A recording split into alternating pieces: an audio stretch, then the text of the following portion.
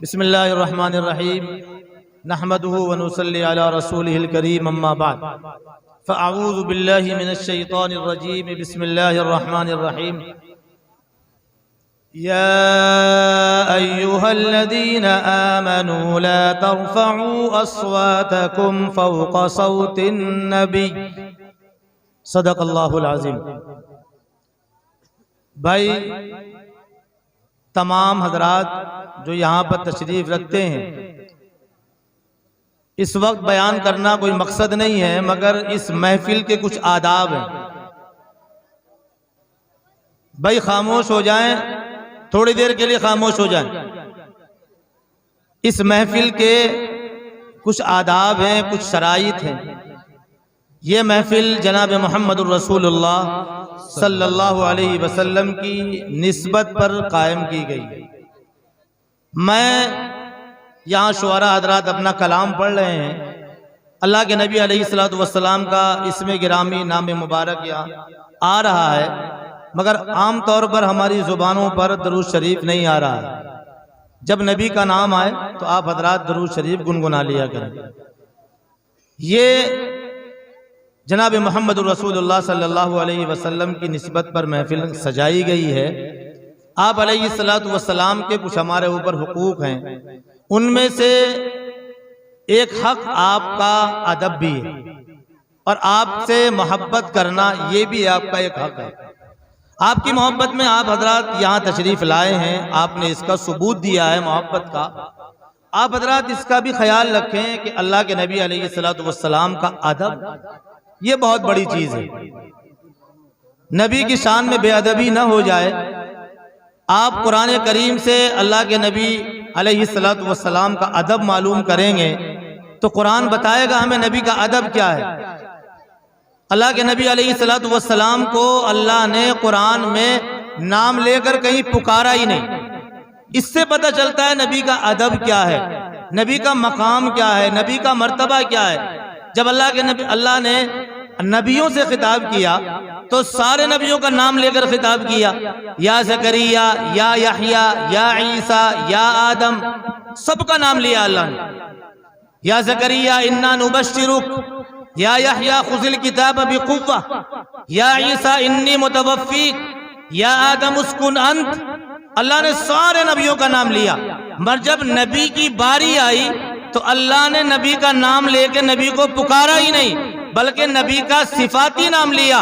और कुरान में अल्लाह ने यूं इरशाद फरमाया, या अय्युहल मुद्दस्सिर, या अय्युहन नबी, या अय्युहर रसूल, या अय्युहल मुज़म्मिल।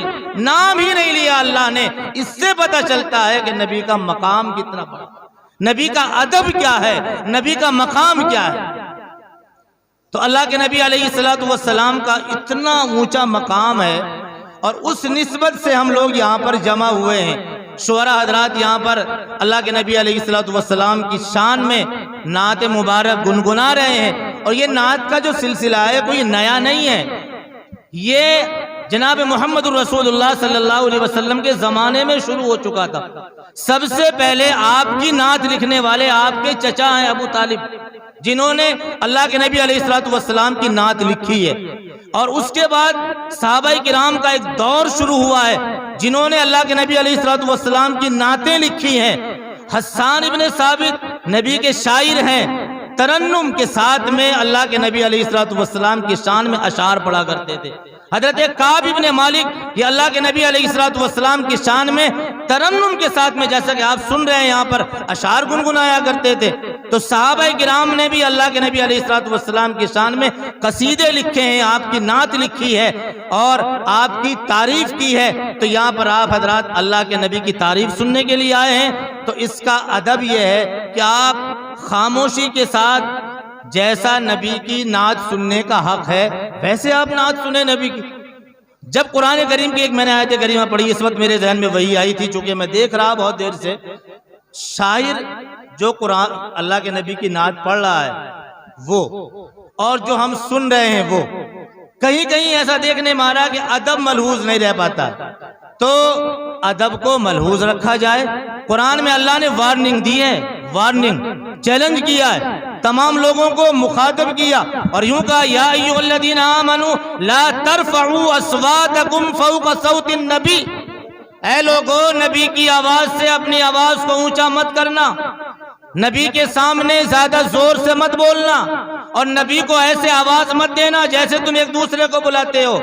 नाम लेके मत पुकारना, नाम लेके आवाज मत देना, नहीं तो तुम्हारे सारे अमाल, सारी नेकियां अकारत हो जाएंगी, सारी नेकियां हफ्त कर ली जाएंगी, खत्म कर ली जाएंगी। जब ये आयत नाजिल हुई तो हजरत अबू बकर सिद्दीक रजी अल्लाह ताला अन्हु कहने लगे, ऐ अल्लाह के नबी, ऐ अल्लाह के नबी, मैं कसम खाता हूं, कसम खाता हूं, मैं आज से आपसे ऐसे बात किया करूंगा जैसे कोई किसी से सरगोशी करता है, कान में बातें करता है। हजरत उमर फारूक की तो हालत ये हो गई थी जब ये आयत नाजिल हो गई कि जोर से बात ही नहीं कर पाते थे, आपके सामने बड़ी आहिस्ता गुफ्तगू करते थे। कई मर्तबा ऐसा भी होता था कि दोबारा पूछना पड़ता था, उमर तुमने क्या कहा है।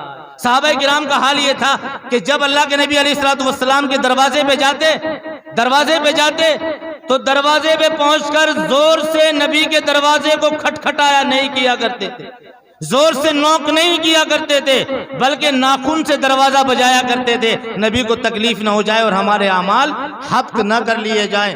तो इसलिए आपसे मेरी गुजारिश है, आजिजाना, मौद्दिबाना, मौसिराना एक दरखास्त है कि आप हजरात यहाँ संजीदगी का माहौल बना के रखें। अल्लाह के नबी अलैहिस्सलातु वस्सलाम की नात पढ़ी जा रही है, जहाँ दाद भी दें, मगर दाद में वाह वाह की बजाय आप सुभान अल्लाह कहें, आप अल्हम्दुलिल्लाह कहें, आप माशाअल्लाह कहें, और जब नबी का नाम आ जाए तो आप एक मरतबा दरूद पाक का नजराना जनाब मोहम्मद रसूलुल्लाह सल्लल्लाहु अलैहि वसल्लम की खिदमत अक़दस में आप पहुंचा दिया करें। तो ये नबी का मकाम यहाँ पर बयान किया जा रहा है। नात का मतलब होता है कि नज़म में नबी की शान को, नबी की तारीफ को बयान करना।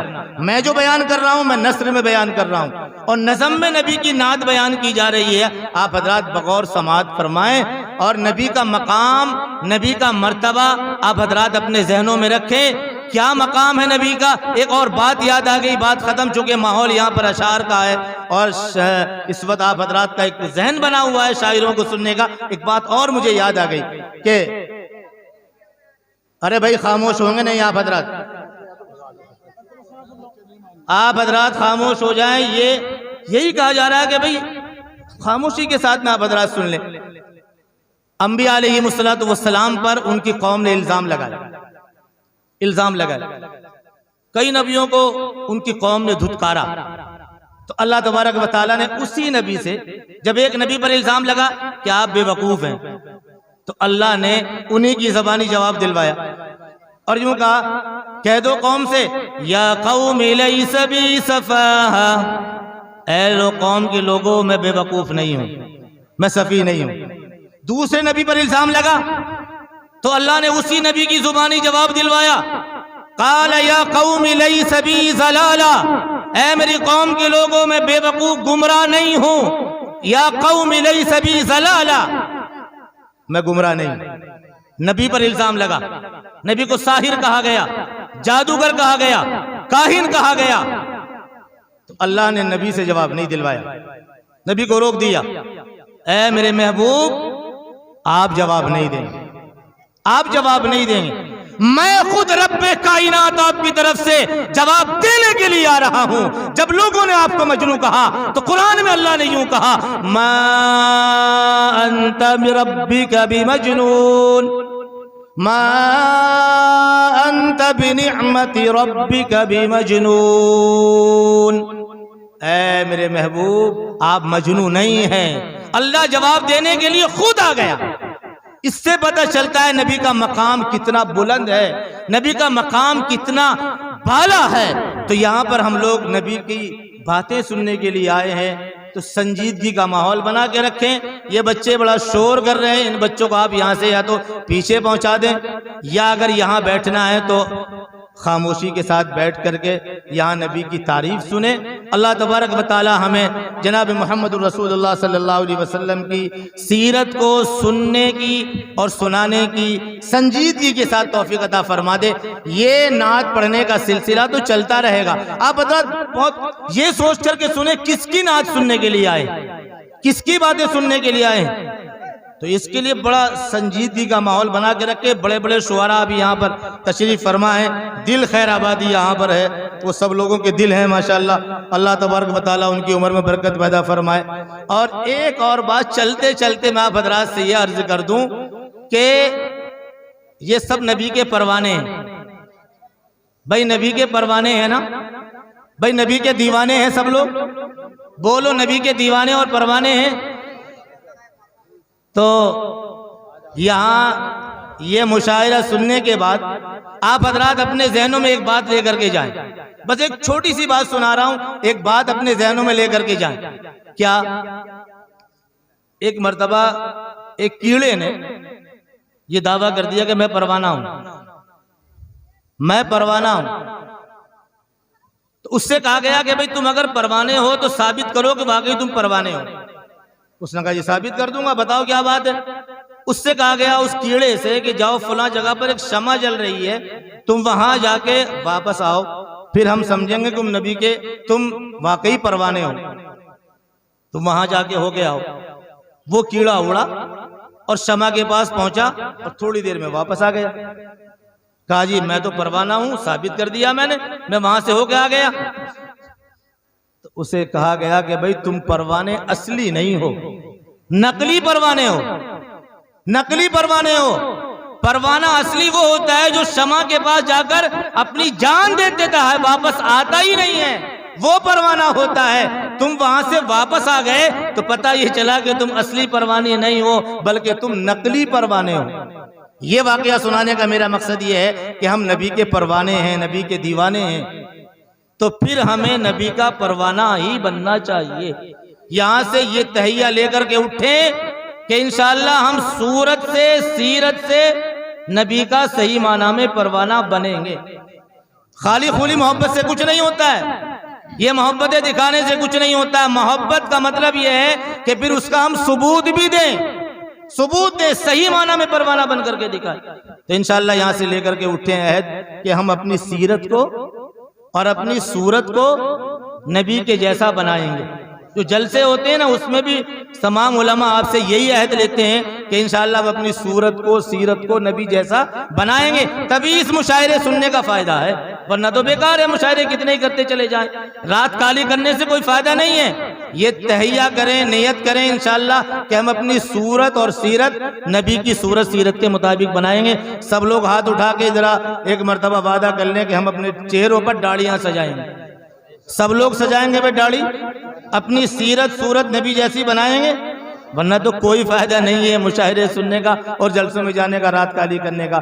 अब यहाँ पर आप हजरात अशार सुने और बड़ी संजीदगी के साथ सुने। दाद जहाँ पर आए तो आप दाद दें सुभान अल्लाह अल्हम्दुलिल्लाह के साथ में, और दरूद शरीफ पढ़ने का मौका है तो दरूद शरीफ पढ़ें। अल्लाह तबारक व तआला हमें अमल की तौफीक अता फरमा दे।